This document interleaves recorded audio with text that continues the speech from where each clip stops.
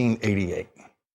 Tom has spent his life concerned with human rights in his work in Senator Moynihan's office, and then in President Clinton's National Security Council, where he was a senior director, and then as the chief advocate for Human Rights Watch, and then as President Obama's Assistant Secretary of State for Democracy, Rights, and Labor. I should have known what Tom Malinowski was going to do when President Trump said that he believes that Kim Jong-un had nothing to do with the torture and death of Otto Warmbier. Tonight, Tom Malinowski tweeted this: "I'll be introducing a bipartisan resolution next week affirming that Congress holds Kim Jong-un responsible for the death of Otto Warmbier." Of course, Tom Malinowski is going to get that done. And that is why Congressman Malinowski will make his first appearance on this program later in this hour. And this one is emotional for me. This is personal. When Tom and I started working for Senator Moynihan in 1988, neither one of us ever dreamed that we'd be doing what we're doing today, that Tom would be a freshman member of Congress, and I'd be lucky enough to be in a position to interview him. You're going to want to meet Tom Malinowski. And at the end of the hour tonight, a very special last word segment using video from the Michael Cohen hearing starring Congressman Jimmy Gomez, Congresswoman Alexandria Ocasio-Cortez, and some additional video starring fictional Congressman Matt Santos, as played brilliantly by Jimmy Smits on the NBC White House series, The West Wing. We're going to show you something that Congresswoman Ocasio-Cortez did in that hearing that has a meaning that no one else seems to have noticed. And Jimmy Smits is going to show the presidential candidates how you take on Donald Trump on the debate stage. You will not want to miss that. Malcolm Nance is going to be joining us tonight. We will also be joined by Congressman Lloyd Doggett, a senior member of the powerful House Ways and Means Committee, the one committee that has the legal authority to obtain Donald Trump's tax returns. The Ways and Means Committee is not usually an important player in investigative hearings, but the Trump tax returns might make Ways and Means the most important committee in the investigative process. It is now clear that Democrats in Congress intend to use Michael Cohen's testimony this week as the roadmap for their investigations of the President of the United States. That means Michael Cohen's testimony is the beginning of the first serious congressional investigations of Donald Trump.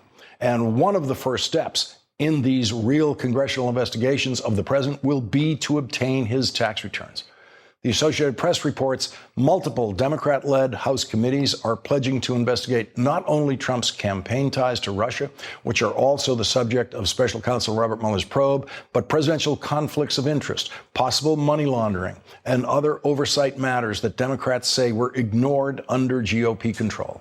After Michael Cohen's final day of testimony, which was to a closed session of the House Intelligence Committee, a member of that committee, Democrat Eric Swalwell, said that Michael Cohen, quote, has been asked, based on a lot of new evidence we learned today, to bring corroborating materials that he believes he has.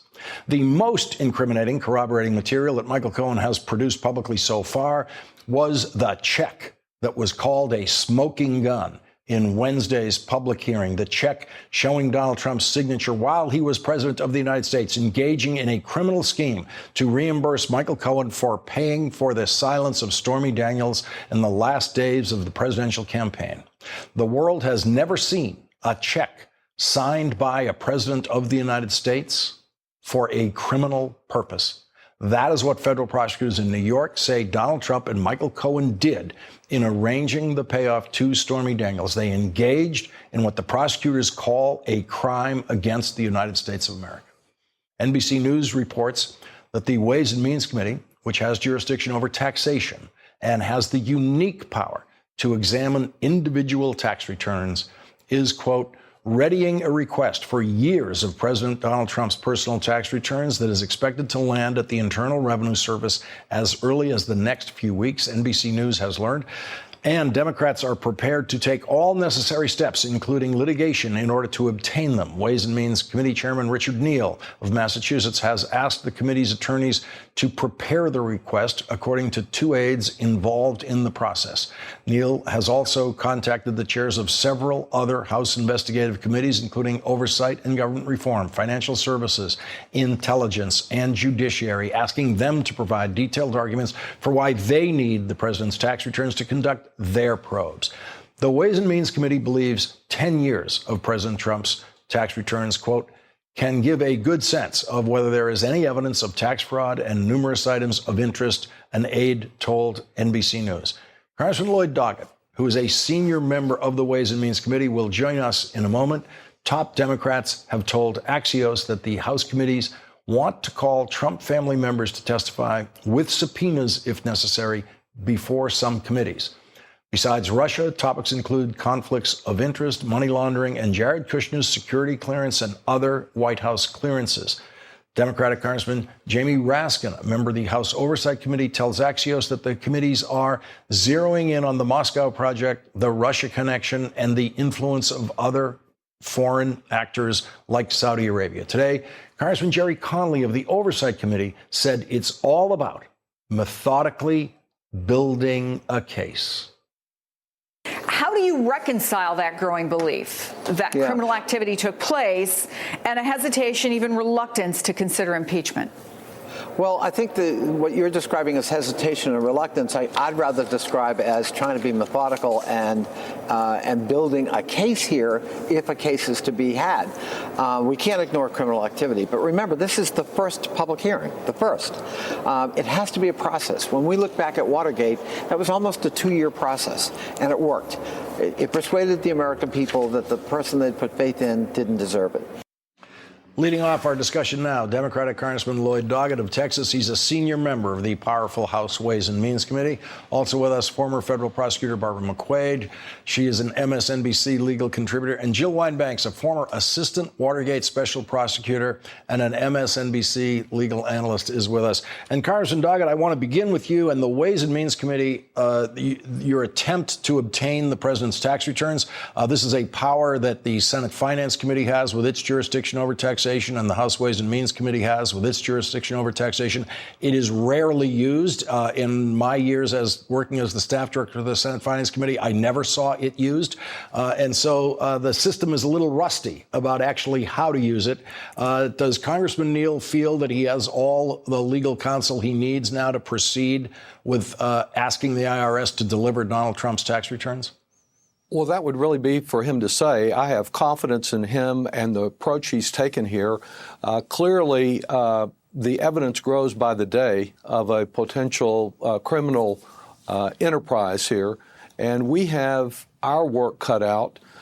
Given the confidence that we need in the tax system for the American people, given the role that the president can play in tax law and tax administrative decisions, there's some estimate that he may have gotten as much as $1 billion for his family out of the recent tax law. So we have so many reasons, in addition to what Michael Cohen has said this week, to look at the tax law, tax policy, and then our committee also has a responsibility for others. The possibility of significant amount of Saudi and Russian influence through investments in Mr. Trump's enterprises, that also needs to be explored. So I'm hopeful now, we're 3 months almost into this session, that we will move almost immediately to get personal and business tax returns in order to get a full picture of what's going on here. You're familiar, Lawrence, as you said, with this statute. It's almost a 100-year-old statute. It makes it clear that all it takes is the signature of the chairman of the Ways and Means Committee to request the Treasury Department to provide these returns, though I think good groundwork is being laid here to lay out a very legitimate set of legislative purposes that will be met by getting these returns. Congressman, I just want to clarify for the audience that one of the purposes of the committees, the chairman being able to obtain the returns, is actually for to understand how tax law is working. And so the cases that I have seen when I was at the Senate Finance Committee were where we obtained certain kinds of tax returns where the individual's information was crossed out. We didn't know whose return it was. We just wanted to see what does it look like when you see a certain pattern of deductions, and how does this particular real estate deduction work, and how is it working in practice. That's normally what it's been for. It's a pretty academic exercise. This is something very different. This is almost like the Ways and Means Committee wanting to do its own audit of returns, and that's something we haven't seen before. Well, and we're in an unprecedented situation with this president and the way he operates and the way he's operated and mixed his personal interest and desire for personal enrichment with what should be the public interest. So there are many aspects of this that need to be explored. And of course, even Donald Trump recognized he needed a stamp of approval for his tax returns. So he produced a letter that I think you've discussed last year from his law firm saying that he was clear of any Russian counterparts. Of course, the law firm that gave him that stamp of approval had up on their website that they were proud to be the Russia Law Firm of the Year. And so looking at his foreign entanglements as reflected not only in his personal returns, but up to 500 plus entities that he appears to control that range from Azerbaijan to Miami Beach to Panama. There's good reason to look at those, see what confidence we can have that he's even being audited. Michael Cohen raised a question about that as to whether he was actually being audited. But we want to be sure that the audit's done right, if that's happening. In Richard Nixon's case, there were some really generous public comments about the audit from the IRS. And then when the facts were all out there, it turned out that he owed a significant amount of money. Here's a president that appears to have engaged, according to his fixer, his lawyer, in some very questionable, what appear to be criminal, sleazy kind of operations that would deny tax revenue the government needs and confidence that the public needs in this tax system so that we all do our part to support this country. Jill Wide-Boggs, Congressman Doggett just handed the ball off to you with that reference to Richard Nixon's tax returns, which I know were part of the Watergate investigation. And I have to say this week, Jill, for you, this is when it must really start feeling like Watergate. You have very serious congressional investigations underway at the very same time that you have a very serious special prosecutor at work. And now we see the pursuit of the president's tax returns. Tell us about how the Nixon tax returns worked their way into the investigation. Well, first of all, it's both congratulations to your opening and Congressman Doggett. That really lays out a significant case, and also to Congresswoman Alexandria Ocasio-Cortez, who really laid the foundation, saying that through a very concise series of questions that there was a real reason to get the tax returns and financial and bank records of the president. She really laid it out, and she also identified some significant witnesses that should be called to Congress. And having public hearings is very much a part of what Watergate did to bring the American people the knowledge they needed so that they could accept what we did in the indictment. The tax returns for Richard Nixon related to some phony deductions that he had taken and were legitimate grounds for one of the many things that he did wrong. And they sort of got lost in the overall obstruction of justice case, the abuse of power, the abuse of government agencies like the CIA to interfere with the FBI. Those things ended up being much more what the public focused on. But I think that this series of really first-time public hearings is so critical, and we need more of it. The American people want to know and should know, and that's whether the evidence ends up exonerating or incriminating the president. We don't know the outcome, but so far the public hearing is incriminating to the president. And Barbara McQuaid, as a prosecutor, when you hear Congressman Jerry Connolly say, building a case, what you're seeing is Congress methodically, as he put it, building a case. And you see, we now have 3 to 4 committees in active pursuit of building that case. Yeah, a supervisor of mine, when I was a federal prosecutor, used to like to use this metaphor to say, one brick is not a wall, but many bricks are a wall. And so don't expect to advance a case with any one witness or any one document. But if you can assemble enough of them, you can put together a very sizable and significant case. And so this week, I think we learned many things that help advance that case. Michael Cohen himself is not a wall of evidence. And I think there are those who are pointing to Michael Cohen and saying, see, there's no collusion, there is no case. But he advanced the ball in many ways. First, some of the facts that he testified to, some of the documents he brought with himself. But as Jill just said, in the questioning, for example, Congresswoman Ocasio-Cortez identified and drew out of him, elicited the names of additional people that should be questioned and other documents that should be reviewed. And so in that way, every time you interview a witness, every time you look at documents, you uncover additional bricks that you can use to build that wall. And Congressman Lloyd Doggett, I know when you became a member of the House Ways and Means Committee, you thought, as all committee members thought, that the most controversial, pressurized thing you'll ever handle is tax legislation, because that's what usually is the most pressurized thing in a Congress. But here you are now in the Ways and Means Committee at the very center of this investigation. And we really appreciate you joining us tonight. And we hope you can come back. We're going to have to hear more about how it's proceeding in your committee. We really appreciate it. Barbara McQuaid and Jill Wine-Banks, we always need your expertise on this, and we're lucky to have it again tonight. Thank you for joining us. Really appreciate it. Thank you.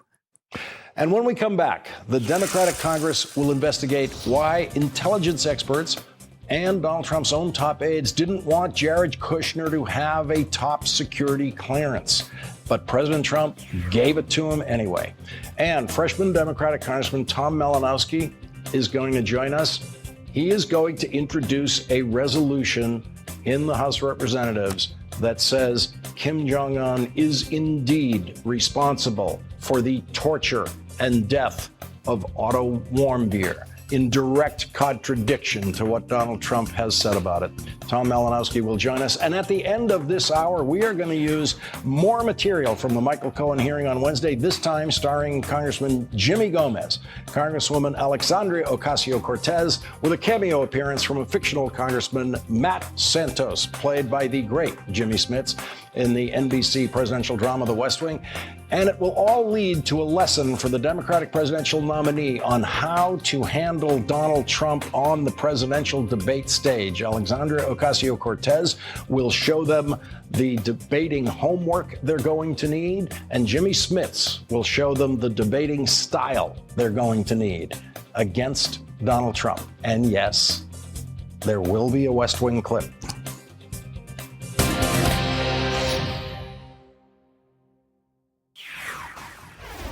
The House Oversight Committee already had an open investigation about White House security clearances, but that investigation went into overdrive today after the New York Times reported Jared Kushner was denied a security clearance by everyone involved in the process, and then got a security clearance only because President Trump intervened and ordered a security clearance for his son-in-law, Jared Kushner, something the president has repeatedly, publicly denied that he did. There's been a story in the news in the last 2 weeks about your son-in-law's security clearance. Yeah. Do you tell General Kelly or anyone else in the White House to belittle security officials, the career? No, I don't think I have the authority to do that. I'm not sure I do, but I wouldn't do it. You never. Jared's a good. I was never involved with the security. Donald Trump is not the only Trump who denied that the president interfered in the security clearance process. There were anonymous leaks about there being issues, but the president had no involvement pertaining to my clearance or my husband's clearance. Now you know what Ivanka Trump looks like when she's lying. The New York Times reports that White House counsel Don McGahn and White House Chief of Staff John Kelly were so concerned about the president ordering a security clearance for his son-in-law that they each wrote memos in which they clarified their objections to the security clearance for Jared Kushner. Tonight, Oversight Committee Chair Elijah Cummings sent a letter to the White House saying that they have, quote, stalled, equivocated, and failed to produce a single document or witness to the committee about security clearances. Today, Harvard Law School professor Lawrence Tribe said, if Trump is ever impeached, the charges of great and dangerous offenses against the nation should include recklessly imperiling our national security by abusing for personal and family benefit his authority to grant access to top secret information. Joining our discussion now is John Sipher, a former senior CIA officer who ran operations in Russia this week. He wrote a piece for the New York Times titled Putin's One Weapon, the Intelligence State. He is also a writer for the Sipher Brief. And Malcolm Nance is with us. He's an MSNBC counterterrorism and intelligence analyst. And Malcolm, I want to get your reaction to that last thing that I read, which was Lawrence Tribe, in effect, writing an article of impeachment. If it is proven that Donald Trump did override the process and order this security clearance for his son-in-law, is Professor Tribe's draft of an article of impeachment appropriate, or is that an overreaction? Well, that depends. It really depends on whether that information that Jared Kushner got may have been abused. And we've seen some evidence that there was some abuse that is outside the parameters of normal foreign policy. Mohammed bin Salman, the Crown Prince of Saudi Arabia, actually bragged publicly that he was given a list of his enemies, whom he arrested, imprisoned, and in one case may even have caused the death of an individual in order to extort money out of people who were, the royalty of Saudi Arabia. He claims Jared Kushner gave him that enemies list. That is not a normal use of intelligence processes that we have. Could Donald Trump say, I did this, I gave him, as the central adjudicating authority, I gave him this clearance? Yes. But if at any point that information is found to be in the hands of our enemies, or is found to have been traded off in some form of horse trading for some personal benefit, then you have an article of impeachment. John Sipher, what do you see at stake in the security clearance process, especially as it regards Jared Kushner? Well, in some ways, I think it's more simple. I can remember in the 90s when some of President Clinton's activities were such that essentially everybody below him would have been fired for the same stuff that he was getting involved with. And I think this impacts on, millions of people with security clearances who have to open up their lives, who have to show their financial records, who have to follow the rules to keep a security clearance, when the people at the top can abuse that privilege, at will. And so I think there's a lot of people working for this president, working for this administration, who really feel that they're part of an unfair process. And Malcolm, the fact that the president is out there saying, I didn't do what sources inside the Trump administration are saying he did do, this is not going to come as a surprise to anyone. This is something that it seems the country has already just figured into the process, that there's really no chance Donald Trump would tell the truth about something like this. No, well, Donald Trump, plays this active measure sort of old communist trick, the fog of unknowability, that served Vladimir Putin so well. I didn't do this. I never said that, but if I did, I'm president, I could do it.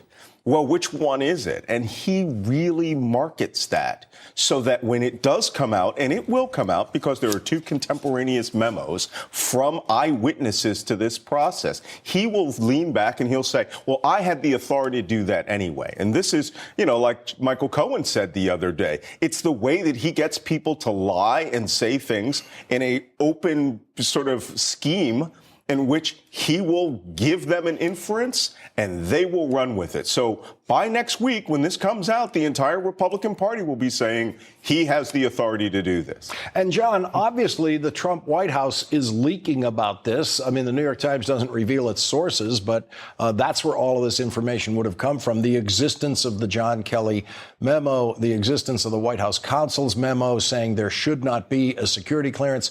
I mean, the leaks from inside the White House are hanging signs on exactly what the Congress should be sending subpoenas for.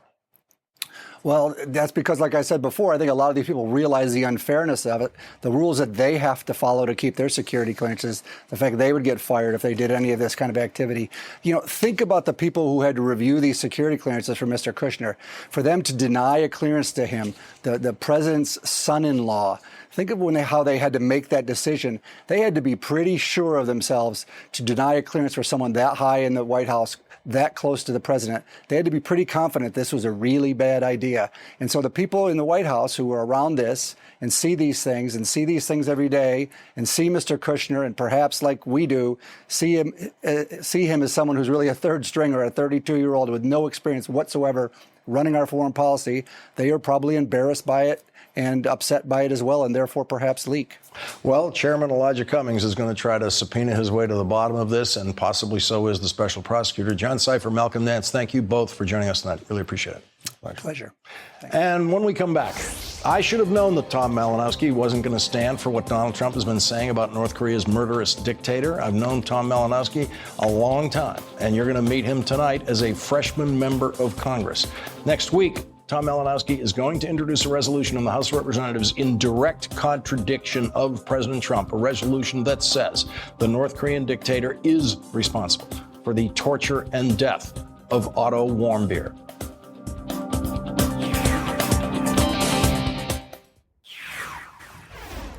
Historians will struggle to decide what is the most deplorable thing President Trump said, the stupidest thing President Trump said, the most evil thing President Trump said. What he has said this week about the murderous dictator of North Korea will be on historians' lists in every one of those categories. He's very smart. He's sharp as you can be, and he's a real leader. No dictator is a real leader. Real leaders are elected by a majority of the people in their country. That means Donald Trump is not a real leader, and it means that Kim Jong-un is really not a leader at all. He is a terrorist. He controls his country by terror. He likes me. I like him. Some people say, oh, you shouldn't like him. I said, why shouldn't I like him? You shouldn't like him because he is an overfed man who starves his own people to death. That man starves children. That man sitting beside you starves the elderly. He is a world-class sociopath sitting right beside you, a madman. He is not smart by any standard other than the Trump family standard. That's why you should not like him. Your job as president is to negotiate with people you don't like and to try to get them to do things we want them to do. President Obama has always done that. President Obama never said that he liked the leaders of Iran when he got them to stop their program of developing nuclear weapons through negotiations. You should not like the North Korean dictator, and you should not believe him. Donald Trump became a partner, an active partner in evil with Kim Jong-un when he said he believed that Kim Jong-un had nothing to do with torturing the young American citizen, Otto Warmbier, who was in custody in North Korea for a year, tortured to the point of brain damage for a year. When Kim Jong-un finally let him go home to die, Donald Trump says the murderous dictator of North Korea had nothing to do with that. I don't believe that he would have allowed that to happen. It just wasn't to his advantage to allow that to happen. I don't believe he knew about it. And some really bad things happened to Otto. Some really, really bad things. Why are you? But he tells me that he didn't know about it, and I will take him at his word. What was that? Rank Trump stupidity? Yes. Evil? Yes. Here's what Otto Warmbier's parents had to say about that in a written statement today. We have been respectful during this summit process. Now we must speak out. Kim and his evil regime are responsible for the death of our son, Otto. Kim and his evil regime are responsible for unimaginable cruelty and inhumanity. No excuses or lavish praise can change that. Our next guest is not going to stand for it. Freshman Congressman Tom Malinowski is going to introduce a bipartisan resolution affirming that Congress holds Kim Jong-un responsible for the death of Otto Warmbier. Congressman Tom Malinowski will join us next. Here's the father of Otto Warmbier in 2017 after his son died from the torture that he suffered in North Korea. He's blind, he's deaf, he's got a feeding tube, and we kneel down and we hug him and try to connect with him, and he's a complete vegetable. And his bottom teeth look like they had taken a pair of pliers and rearranged them. Otto was systematically tortured and intentionally injured by Kim and his regime. And this was no accident. That was shortly before Otto Warmbier died. Joining us now is Democratic Congressman Tom Malinowski from New Jersey. He was formerly the Assistant Secretary of State for Democracy, Human Rights, and Labor in the Obama administration. He plans to introduce a bipartisan resolution in the House affirming that Congress holds North Korea's Kim Jong-un responsible for the death of Otto Warmbier. Tom, thank you very much for joining us tonight. Really appreciate it. I explained to the audience at the beginning of the hour tonight our connection going back to 1988, working at the same time, both of us for Senator Moynihan of New York. You were always working on human rights issues then. Your career has stayed on that focus, and here you are now in your first year of service in the House. What was your reaction when you heard the president just totally acquit, say Kim Jong-un is innocent of the death of Otto Warmbier? That's disgraceful and part of a disgraceful pattern. You know, he seems to instinctively side with powerful men who are accused of moral transgressions. Go figure. In this case, bringing more pain to a family that has suffered far too much pain. And I think it's just another case where the United States Congress has got to try to be an alternative voice for America in the world. Congress has to step up and say what's right and what's wrong, what's true and what's false. And I got to tell you, I've talked to a lot of my Republican colleagues in the last 48 hours just on this issue, and they agree this is something we're going to be bipartisan on. Yeah, your announcement tonight said bipartisan. So that means you believe you have Republican votes lined up for your resolution. We're divided on so many things, right, in the Congress, domestic policy, even foreign policy, but not a question like this. This is so fundamental. And I think, again, it's just important that when the president goes off and says something like this or fails to say the right thing on behalf of our country, that the Congress step up and do its duty together. And I think we will. Let's listen to what the Republican leader of the House, Kevin McCarthy, has said about this. I do not see the leader of North Korea as somebody who's a friend. We know what happened to Otto. We know what this country has done. I support the president in his effort to denuclearize them, but I do not have a misbelief that who this leader is. Do you think you're going to have Kevin McCarthy's vote on this vote that basically rebukes President Trump? I sure hope so. I think it's a vote that stands up for what the United States believes in. Say what you want about President Trump. We need to speak for America. This will really be historic in so many ways. I mean, first of all, it's just beyond belief that the Congress even has to make this statement in reaction to a president saying this. But if you are the one who introduces the resolution, finally finds the thing in which you can get Republicans, possibly even a majority of the Republicans in the House of Representatives, to vote against the president? It won't be the first time. We just did it on NATO, right? We just overwhelmingly passed in the House of Representatives, not just a resolution, but a binding piece of legislation that says you cannot pull the United States out of NATO. When it comes to our basic values, our security in the world, who we stand with, who we stand against, I still think we're united in the Congress. Tom Malinowski, thank you very much for joining us tonight. This is really an honor to have you in your first appearance here as a member of Congress. Oh, it's my honor. Thank you. Really great. And when we come back, the Michael Cohen hearing was a lesson for the Democratic presidential candidates on how to handle Donald Trump on the debate stage. I will explain that with clips from Congressman Jimmy Gomez, Congresswoman Alexandria Ocasio-Cortez, and a cameo by fictional Congressman Matt Santos, played by the great Jimmy Smits, in the NBC presidential drama The West Wing. Yes, West Wing clip coming up.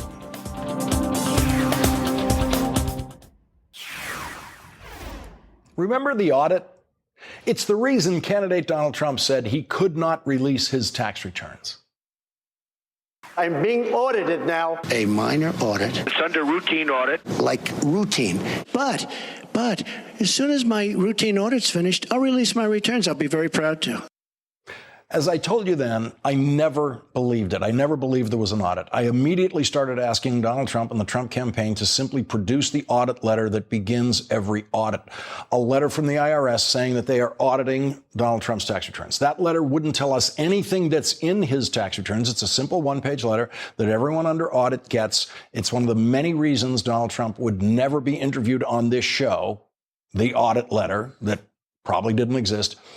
And where he was interviewed, the interviewers didn't know about audit letters, so the news media let it slide and slide and slide. But Congressman Jimmy Gomez never forgot about the audit story. Mr. Cohen, do you know whether President Trump's tax returns were really under audit by the IRS in 2016? I don't know the answer. I asked for a copy of the audit so that I could use it in terms of my statements to the press, and I was never able to obtain one. He obviously means he asked for a copy of the audit letter, since there is no copy of an actual audit. Now, I'd like to think that I provoked Michael Cohen to ask for the audit letter over there in Trump world, but Donald Trump and his accountants didn't have an audit letter to show Michael Cohen. Can you give us any insight into what the real reason is that the president has refused to release his tax returns? Statements that he had said to me was that what he didn't want was to have an entire group of think tanks that are tax experts run through his tax return and start ripping it to pieces, and then he'll end up in an audit and he'll ultimately have taxable consequences, penalties, and so on. So that's an interesting point, that basically he said he didn't want to release his tax returns because he might end up in an audit. So could you presume from that statement that he wasn't under audit? I presume that he's not under audit. Sounds like Michael Cohen and I have both been presuming that Donald Trump has not been under audit since the first time he claimed that he was under audit.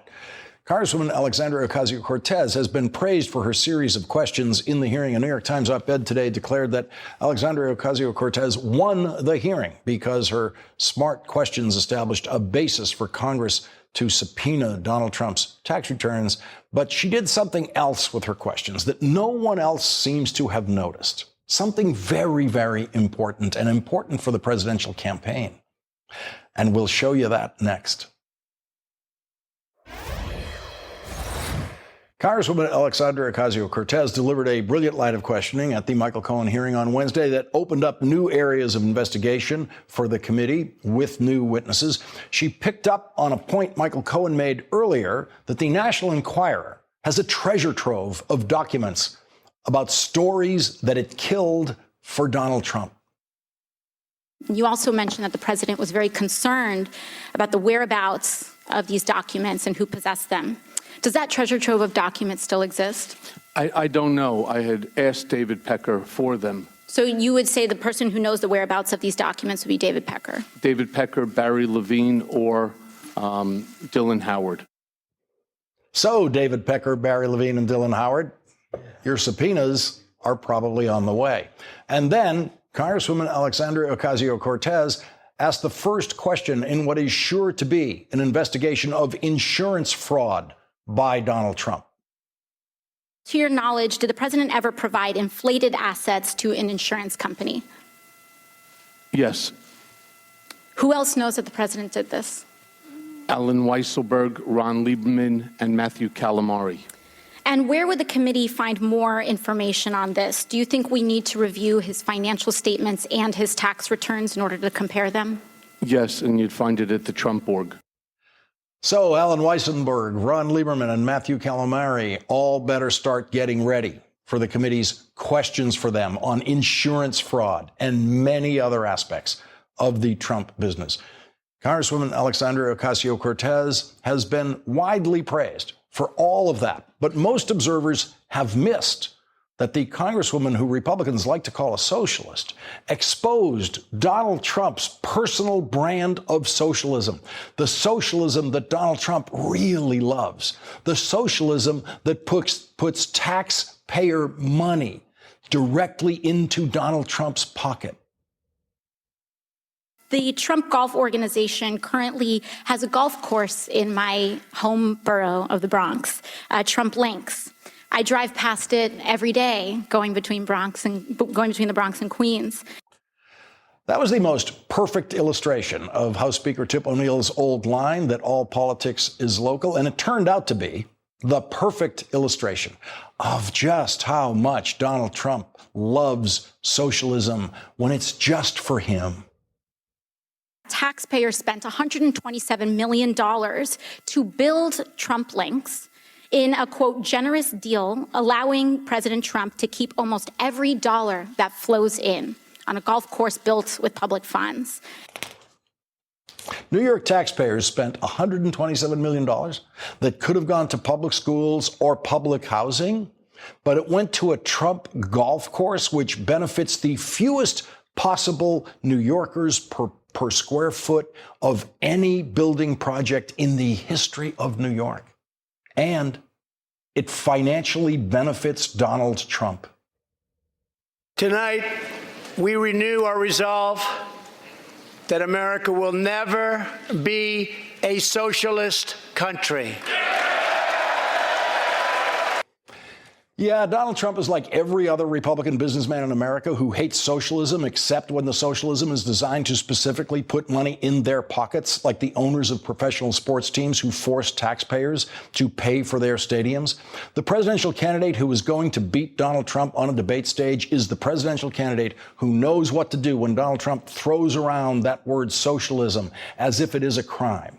In the final season of NBC's The West Wing, when I wrote the live presidential debate episode, I had Alan Alda throw the word liberal at Jimmy Smits a few times. And then, instead of running away from that word the way Democrats did in those days, instead of being afraid of that word, Jimmy Smits said what I always wanted to hear a candidate say.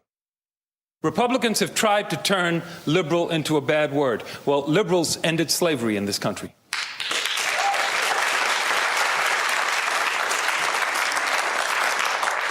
A Republican president ended slavery. Yes, a liberal Republican. What happened to them? They got run out of your party. What did liberals do that was so offensive to the Republican Party, Senator? I'll tell you what they did. Liberals got women the right to vote. Liberals got African Americans the right to vote. Liberals created Social Security and lifted millions of elderly people out of poverty. Liberals ended segregation.